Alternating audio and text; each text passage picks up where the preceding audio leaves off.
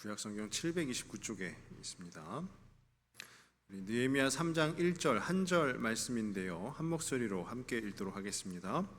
그때 대제사장 엘리야십이 그의 형제 제사장들과 함께 일어나 양문을 건축하여 성별하고 문짝을 달고 또 성벽을 건축하여 함메아 망대에서부터 하나넬 망대까지 성별하였고. 아멘. 느헤미야서의 그 당시 이스라엘의 역사를 한번 생각을 해보면은요, 남유다 왕국이 바벨론에 의해서 멸망을 당하게 됐고요. 또 그 바벨론에 의해서 포로로 붙잡혀 가게 되었습니다. 그리고 긴 시간이 흐른 뒤에 그 바벨론 제국이 이제 바사 제국에 의해서 또 바벨론이 멸망을 당하게 됩니다. 그러면서 이 바사 제국이 통치하던 때에 포로로 붙잡혀 왔었던 그 이스라엘 백성들이 포로에서 귀환하는, 돌아오게 되는 그 역사가 벌어지게 됩니다. 그리고 이 예루살렘에 돌아온 이스라엘 백성들이 그곳에서 성전과 또 그들이 거주하는 집터와 또 이 성벽을 재건하는 그런 일들이 있게 되는데요. 그 느헤미야서는 그 중에서 성벽을 재건하는 그 부분에 해당되는 이야기를 담고 있습니다. 어떻게 보면은 멸망당했던 그 나라와 그 백성들에게 회복이 주어지는 그 이야기가 바로 이 느헤미야서라고 볼 수 있을 것입니다. 오늘은 저희가 이 느헤미야서 중에 3장을 살펴보려고 하는데요, 성벽 재건 공사를 하는 그 모습이 기록이 되어 있습니다. 이제 본격적인 회복이 시작되어지는 것을 볼 수가 있는데요. 3장 전체의 내용은 저희가 1절만 읽긴 했지만 3장 전체의 내용은 32절까지 이어지는 그 전체의 내용은요, 예루살렘 성 북쪽에 있는 양문이라는 이제 그 성벽에 문이 하나 있는데, 이 양문을 시작으로 해서요, 반시계 방향으로, 시계 그 반대 방향으로 성벽 공사가 이루어지는 그 모습들을 나타내고 있습니다. 그 성벽 공사를 누가 하느냐, 혹은 어느 집안이 어느 부분을 담당해서 그 성벽을 공사를 하느냐, 이런 부분들에 대해서 이제 3장 전체에 걸쳐서 기술을 하고 있는데요. 이 예루살렘 성의 그 성벽 재건 공사의 특징이라고 한다면은요, 느헤미야 혼자 한 것이 아니다라는 거예요. 그리고 느헤미야가 선택한 몇 명이 같이 했다, 이것도 아니다라는 거예요. 그럼 무엇이냐 하면은요, 그때 당시 이스라엘에 있었던 모두가, 이스라엘의 모든 백성들이 이 성벽 공사에 함께 참여하였다라는 거예요. 그리고 이제 32절까지 이어지는데요, 32절까지 말씀을 쭉 읽어나가다 보면은 가장 많이 반복이 되어지는 단어가 있습니다. 그게 뭐냐면 중수하다라는 단어예요. 그러니까 중수하였고 누가 어디를 중수하였고 라고 하는 것이 계속해서 반복이 되고 있습니다. 또 하나 눈여겨볼 단어가 있다면 1절에 나오는 성별하다라는 단어예요. 성별하였고, 제사장들이 성별하였고 이렇게 나옵니다. 그래서 저는 오늘 이 말씀의 제목을요, 중수하고 성별하다라고 정해 보았는데요, 이 중수하다와 이 성별하다, 이 두 개의 그 단어를 통해서 오늘 말씀을 좀 더 깊이 살펴보는 시간이 되기를 원합니다. 먼저 첫 번째로 중수하다라는 것인데요, 중수하다, 이 의미가 무엇인가 한번 생각을 해보면은요, NIV라는 이제 영어 성경을 보시면 중수하다를 리페어라는 단어를 사용했어요. 리페어가 뭐냐면 고치는 거죠. 고치다 혹은 복구하다라는 것이 이 리페어라는 뜻인데, 그러니까 이 중수하다라는 것의 의미는 무언가를 고치다, 그리고 무언가를 복구하다라는 것이죠.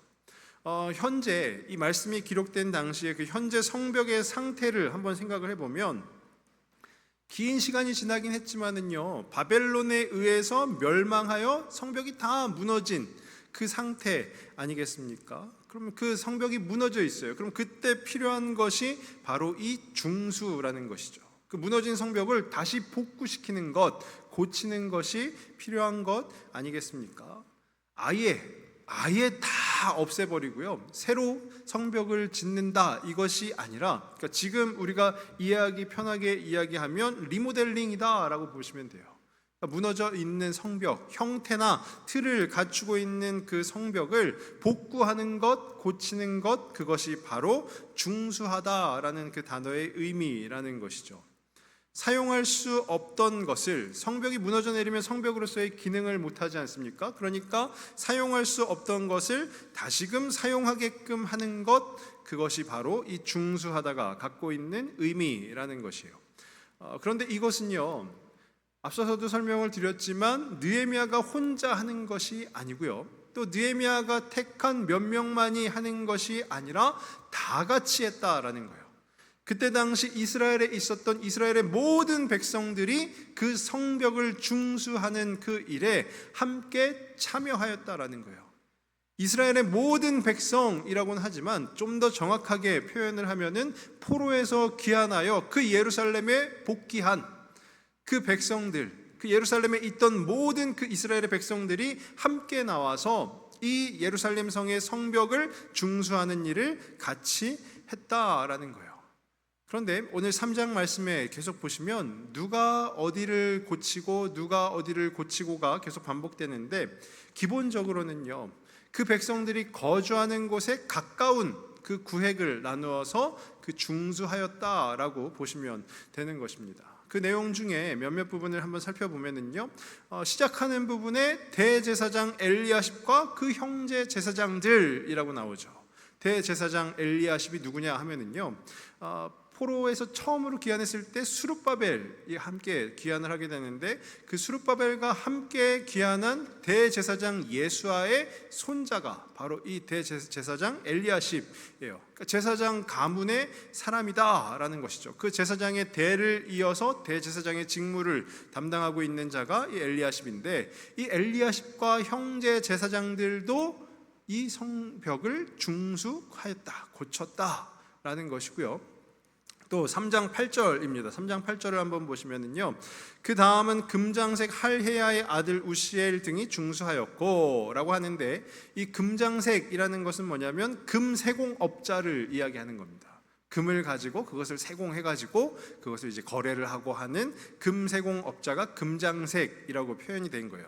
또 그 다음은 향품 장사 하나냐 등이 중수하되라고. 향품 장사는 말 그대로 향품을 가지고 거래를 하는, 매매를 하는 이들이 바로 이 향품 장사인 것이죠. 금세공업자나 향품 장사나 노동이나 노역, 즉 이 어떤 공사, 건축과는 좀 거리가 먼 사람들임에도 불구하고 이들이 이 성벽을 중수하는 이 일에 함께 쓰임 받았다라는 거예요. 또 한 구절인 3장 12절 말씀을 한번 또 보시면은요, 3장 12절에 그 다음은 예루살렘 지방 절반을 다스리는 할로에스의 아들 살룸과 그의 딸들이 중수하였고 라고 합니다. 그의 딸들이면 뭐죠? 여인들이에요. 여인들. 이 고대사의 특징은 뭐냐면은요, 여성들에 대해서는 거의 기록이 없습니다. 그러니까 여성들이 무엇을 해도 그냥 기록조차도 하지 않아요. 그 정도로 여성의 어떤 인권이 무시당하고 박탈당하는 시대가 이 고대 사회임에도 불구하고 이 말씀에 분명히 기록하기를 무엇이라 합니까? 그의 딸들이 중수하였고, 그 성벽을 고치는, 성벽을 복구하는 일에 여인들조차도 같이 나와서 참여하였다, 그 공사에 참여하였다라는 것이에요. 그의 다양한 이스라엘의 백성들이 이 성벽을, 무너져 내린 그 성벽을 중수하는 일에 쓰임받아 함께 그 성벽 재건 공사를 하게 되었다라는 거예요. 저는 말씀을 묵상하면서요, 이것이 진정한 의미의 공동체가 아닐까라는 생각이 드는 거예요. 모두가 함께 한 마음으로 한 목적을 가지고 그 무너져 있는 성벽을 재건하기에 중수하는 일에 힘을 쓰는 것, 그것이 바로 진정한 의미의 공동체 아니겠습니까? 지금 저희는 이 예배당에서 같이 예배를 드리지만 멀리 있는 그 캄보디아 땅에 저희 교회 성도분들이 24분이 현재 선교 중인 거 다 아시죠? 이제 오늘 조금 있으면 비행기를 타고 내일 돌아오게 될 텐데요. 정확히 10년 전입니다. 2014년에 제가 저희 교회에서 사역을 하면서 그때 청년들하고 같이 그 캄보디아로 단기 선교를 갔었어요. 근데 그 선교를 준비하는 과정 속에서 몇몇 분들이, 저희 교회 몇몇 분들이요, 어떤 말씀을 해주셨냐면은, 우리 교회 청년들은 먼저 나서는 법이 없어 라는 말씀을 해주시는 거예요. 우리 교회 청년들은 먼저 나서는 법이 없어. 이게 무슨 의미인가 보았더니, 청년들임에도 불구하고, 청년이면 뭐죠? 성인이잖아요. 다 큰 성인들임에도 불구하고 작년 성도들하고 식당을 가도요, 이 청년들이 수저 하나도 놓지를 않고 물컵 하나도 갖고 오지를 않고 가만히 앉아있다라는 거예요. 먼저 나서는 법 없이 가만히 앉아있다. 그러니까 이것도, 수저도 어른들이 다 날라다 줘야지 이들이 먹고, 물도 어른들이 다 날라다 줘야지 먹고, 그러니까 떠먹여 줘야 된다라는 것이에요. 제가 처음에 그 말을 들었을 때는 우리 청년들이 진짜 그렇지 않습니다. 우리 청년들 얼마나 잘하는데요 라고 생각을 했지만, 그리고 나서 저희 청년들을 바라보니까요, 부정할 수가 없었어요. 뭐 좀 굳은 일 좀 하자 하면은요, 안 움직여요. 가만히 앉아있고 몇 명만 일어나서 움직이고, 근데 그 몇 명은 대부분이 다 그 청년부 내에서 선배들이라는 것이죠. 그러니까 후배들은 움직이지도 않고 일도 하지 않고 그런 거예요. 그런 준비하는 과정을 거쳐서 이제 캄보디아로 갔습니다. 그 선교하는 과정 속에서도요, 좀 초반에는 선배들은 막 짐을 나릅니다. 근데 후배들은요, 사진 찍어요. 가서 사진 찍고, 어떻게 하면은 뭐 자기들끼리 힘들어요 그러고 쉬고 막 이런 거예요. 그래서 제가 이 중반부터는 이름을 불러가면서 콕 집어서, 쉬고 있는 친구 이름을 불러가면서 네가 좀 하자 해서 일을 시키고, 또 이렇게 콕 집어서 불러서 일을 시키고 했더니, 선교를 마칠 때쯤 되니까 이제 야 이것 좀 같이 하자 하니까 전체 선교팀원이 다 같이 일어나서 움직이게 되는 아주 놀라운 그 은혜의 현장이 있었습니다. 근데 이것이 의미하는 바가 무엇인가 하면은요, 힘들고 어려운 일을 선뜻 나서서 하는 것이 쉽지 않다라는 거예요. 근데 오늘 이 느헤미야 3장 말씀에 있는 이 이스라엘 백성들은요, 성벽을 중수하는 일, 저희는 한 번도 해본 적은 없지만 그것이 녹록지 않은 일이다라는 것은 익히 잘 알고 있습니다. 얼마나 힘들겠어요. 그런데 여인들부터 해서 그 누구도 빠짐없이 그때 당시 예루살렘에 있던 모든 이스라엘 백성들은 함께 그 성벽을 중수하는 일에 나아갔다라는 거예요.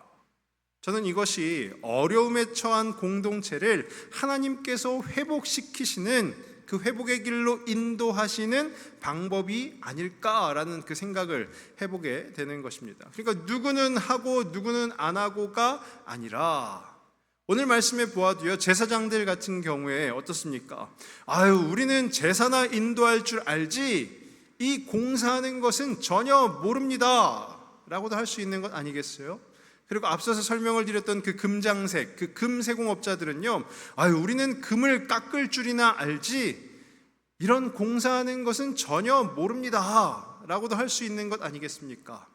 또 이어지는 향품 장사도요, 우리는 향품이나 팔고 돈이나 셀 줄 알지 이런 공사하는 것은 전혀 모릅니다 라고도 충분히 할 수 있는 것이죠. 또 여인들의 경우에는 우리 약하디 약한 우리 여자들이 어찌 삽과 곡괭이를 들고 공사를 하겠습니까? 우리는 공사할 줄 모릅니다. 충분히 그렇게 할 수 있는 것이겠죠.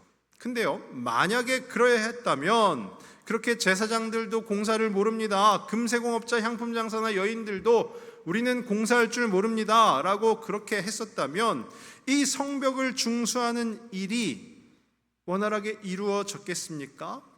이것을 바꾸어서 생각을 해보면 회복이 어렵다라는 거예요. 멸망으로 인하여서 무너졌던 그 공동체가 회복되는 것이 너무너무 힘들지 않았겠습니까? 그러니까 이 중수하다라는 것은요, 우리 안에 그런 마음이 필요한 것이죠. 이것은 나하고는 상관없는 일이야, 이것은 내가 잘 모르는 일이야 하는 것이 아니라, 이 공동체의 회복을 위해서 필요한 일이라면, 내가 잘 할 줄 모른다 하더라도, 내가 이 부분에 대해서 정말 잘 모른다 하더라도, 그럼에도 불구하고 함께 힘을 모아 나아가는 것이야말로 진정한 공동체 아니겠습니까? 그래서 저는 우리 교회 이 공동체가 되었든 아니면 또 우리 각자의 그 가정이 되었든 중수할 것이 있다면, 무언가를 복구하고 고치고 그렇게 나아갈 것이 있다면 미루어두고 나는 할 줄 모릅니다 라고 하는 것이 아니라 그 하나님의 뜻하신 바에 따라 순종함으로 나아가서 우리가 함께 힘을 모아 그 중수함을 이루어내는 저와 우리 모든 성도분들이 되시길 간절히 축원합니다. 그것이 이 공동체에 필요한 원리라고 생각을 하고요. 이제 두 번째로 생각해 볼 것은요, 성별하다라는 단어인데요. 성별하다. 3장 1절입니다. 오늘 말씀 3장 1절을 보시면, 그때 대제사장 엘리야십이 그의 형제 제사장들과 함께 일어나 양문을 건축하여 성별하고 문짝을 달고 또 성벽을 건축하여 한메아 망대에서부터 하나넬 망대까지 성별하였고, 성별하고 성별하였고 이렇게 나오잖아요.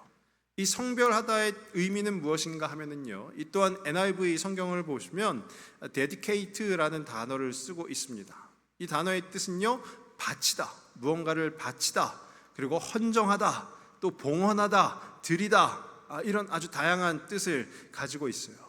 그러니까 하나님께 바치다, 하나님께 드리다, 하나님께 봉헌하다 라는 그 의미를 가지고 있다라는 것이죠. 그런데 3장 1절 말씀해 보니까 양문이라고 나오는데요, 그 양문이 예루살렘 성 북쪽에 있는 큰 문이에요. 제사장들이 이 부분에 대해서 공사를 하게 된 것은요, 성전에서 이 양문이 제일 가깝다라는 거예요. 양이 무엇이죠? 성전에서 제물로 삼을 때 쓰는 짐승 아니겠습니까? 그러니까 그 제물, 성전에서 제사를 지내는 제물로 쓰기에 그 양들을 옮기기에 제일 수월한 문이 이 양문이라는 거예요.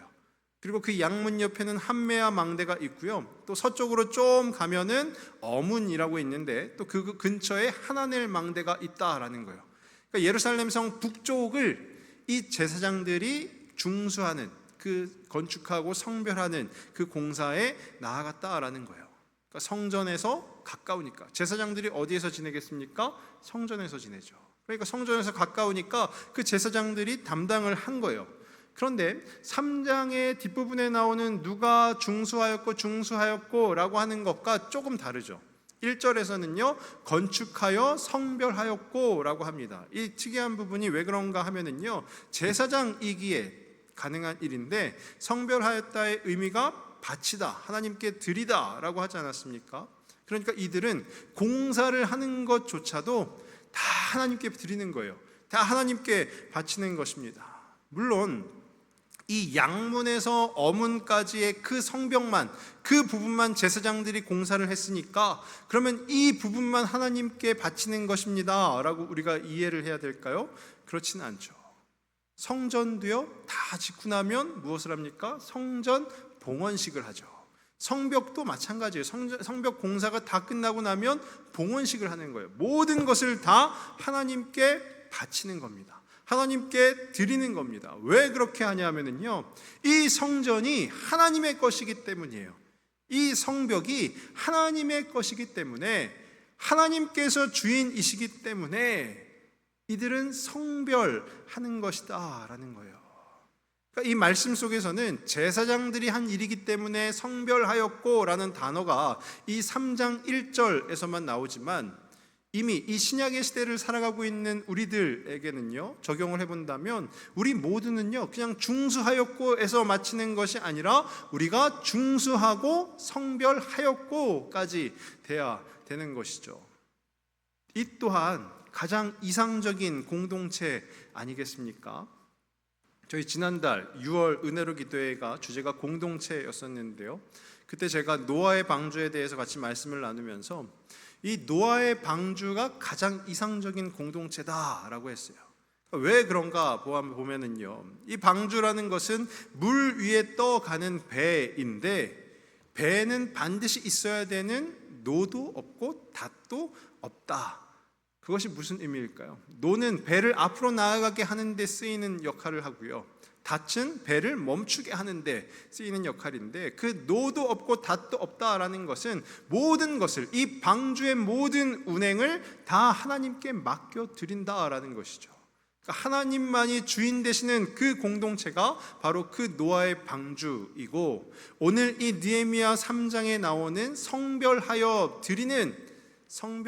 바치는 그 공동체야말로 진정 하나님이 주인 되십니다, 하나님이 주인이십니다 라는 것을 고백하는 것 아니겠습니까?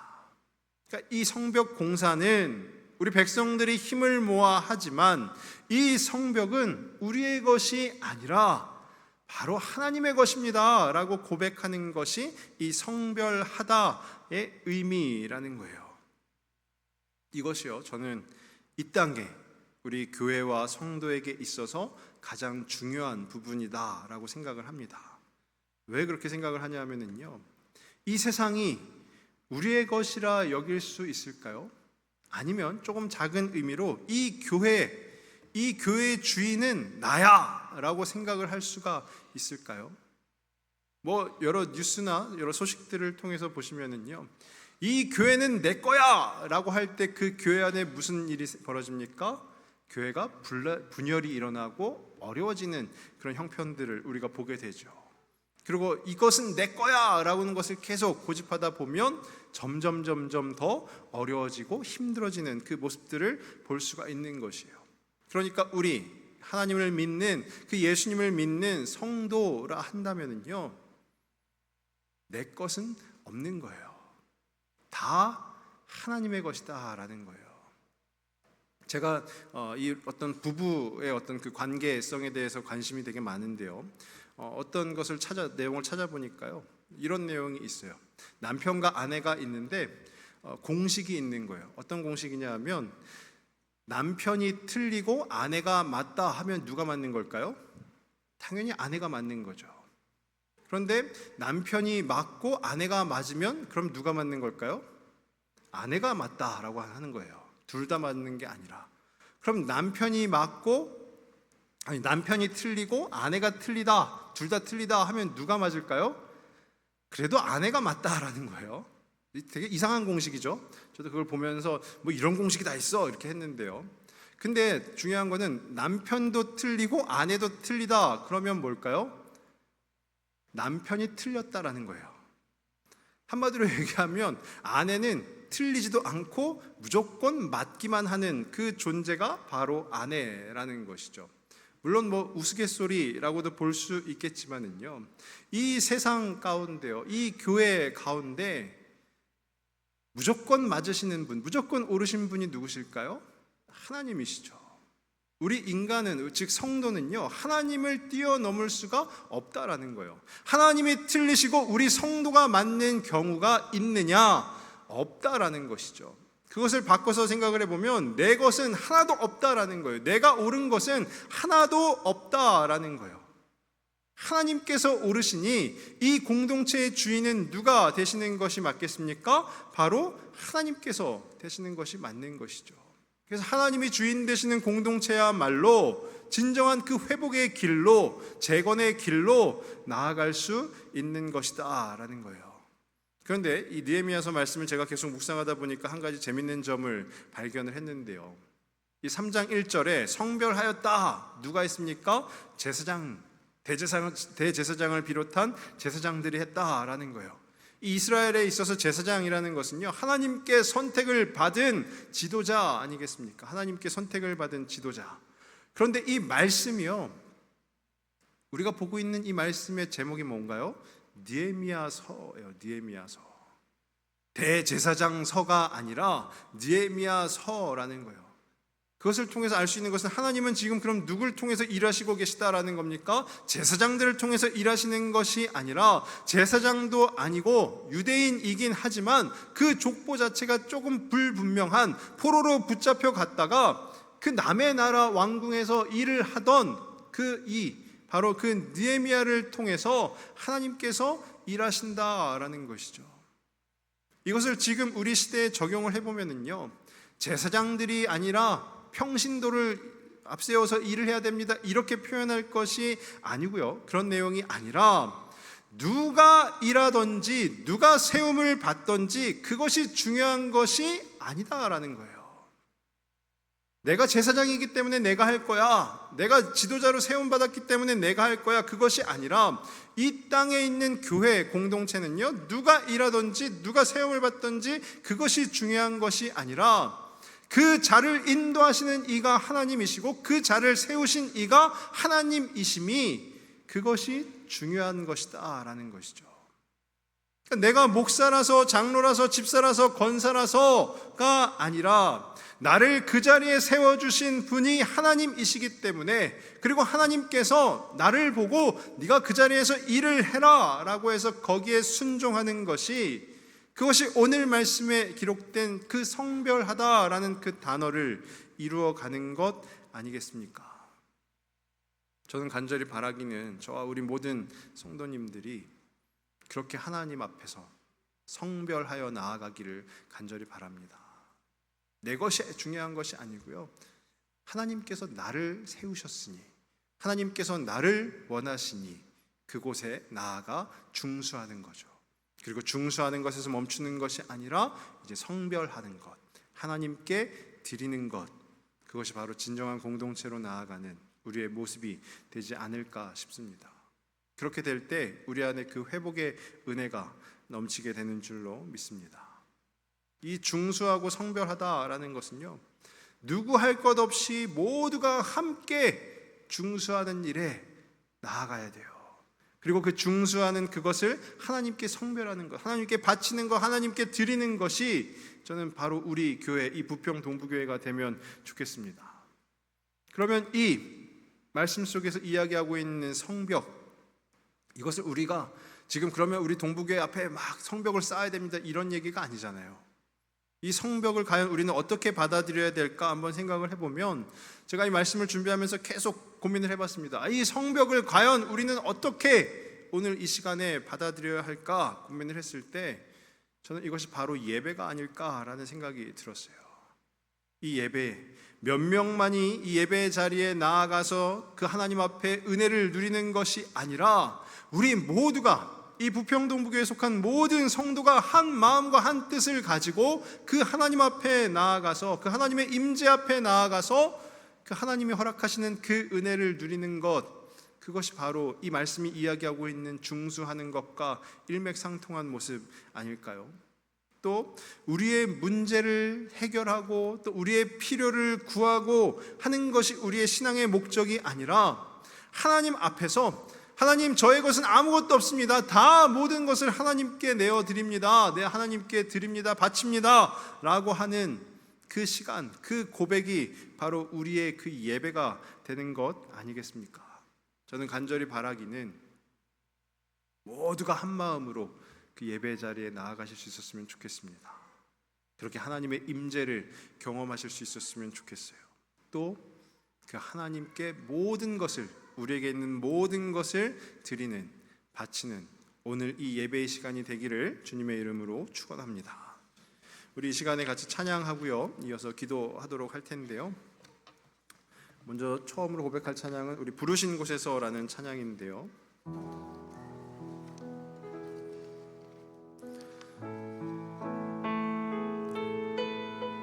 저희가 종종 하는 찬양이지만 이 찬양을 고백할 때마다 제 안에 드는 생각은요, 하나님께서 나를 부르신 자리가 바로 이 자리라는 거예요. 어떤 지역적인 이 자리가 아니고요, 하나님이 계시는 그 자리, 그 하나님 앞에, 그 하나님의 임재 앞에, 그곳을 하나님이 부르셨는데 그 부르신 곳에서 내가 해야 될 것은 바로 예배하는 것이죠.